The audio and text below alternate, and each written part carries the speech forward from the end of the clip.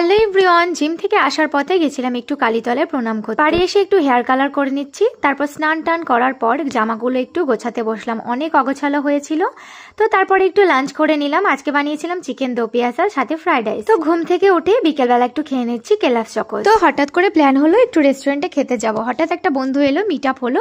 তো ওখানে গিয়ে আমরা অর্ডার দিয়ে দিয়েছি কফি আর সাথে একটা চিকেন ক্রিপসি। বাড়ি থেকে স্টেশন একদমই কাছে, তাই যখন মন খারাপ হয় সোজা ট্রেনে করে চলে যাই রানাঘাটে। তো বেশিরভাগ এই রেস্টুরেন্টেই আমাদের আসা হয়। আমার তো কফি খেতে প্রচুর লেট হয়, কফি যদি আমি নিই সেটা 40 মিনিটের আগে শেষ হয় না। তোমরা কারা কারা আছো এমন করো অবশ্যই কমেন্টে জানিও। আর ক্রিপসি চিকেনটা দিয়েছিল, সত্যি বলতে আমার একদম ভালো লাগেনি। কর্নফ্লাওয়ারের কোটিংটা অনেকটাই বেশি, চিকেন তো একটুও নেই। আর আমার তো মনে হচ্ছে পুরো দাঁতগুলো ব্যথা হয়ে যাচ্ছে। কফি খেতে কিন্তু আমার বেশ ভালো লাগে, কিন্তু যদি তোমরা জিজ্ঞেস করো চা না কফি, তাহলে আমি বলবো চা।